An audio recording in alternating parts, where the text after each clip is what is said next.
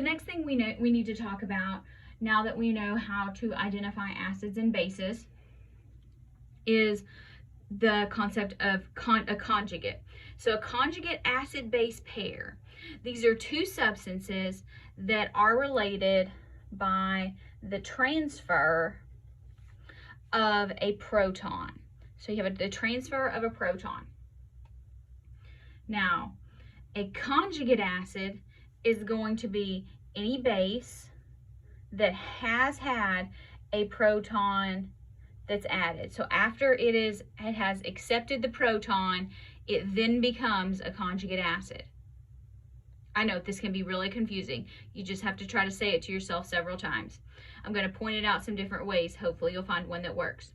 Now, a conjugate base is any acid that has had a proton removed. So after the acid has donated its proton, notice these are Bronsted-Lowry definitions, it becomes a conjugate base.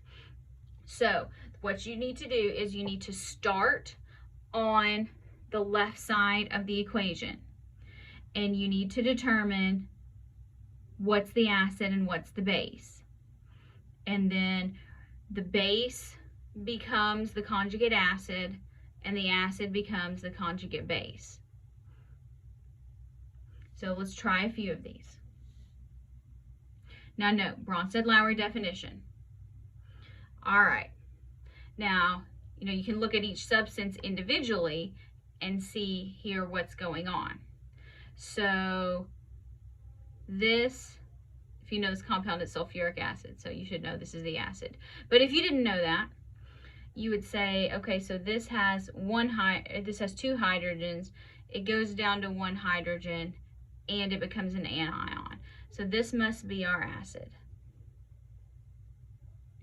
And so if it makes it more sense to you, say if this is the acid, this must be the conjugate base.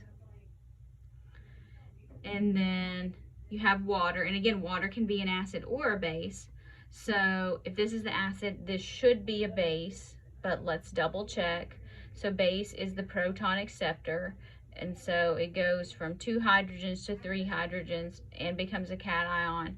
So yes, so this becomes the conjugate acid. The next one. Here you have 1 hydrogen and an anion, takes 2 hydrogens and becomes neutral. So this here is accepting the proton, so that's going to be the base. And water is going to be losing or donating a proton, so it's the acid. And then now you just match them up. So with the base, this becomes the conjugate acid, and then the acid becomes the conjugate base once it's had its proton removed. Next, we have an amine. So here we have this, and then it has a proton added. So when we add a proton, it receives a proton, so that makes it a base. Water is neutral, and it loses a proton, so it's the acid. So now let's match them up. The base becomes the conjugate acid, and the acid becomes the conjugate base.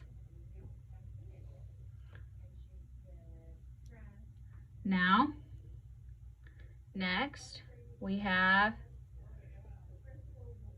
this goes to nitrate, so it says losing a proton, so that's donating the proton, so it becomes the acid. Water is gaining the proton, so that makes it the base. So this would be the conjugate acid, and this would be the conjugate base.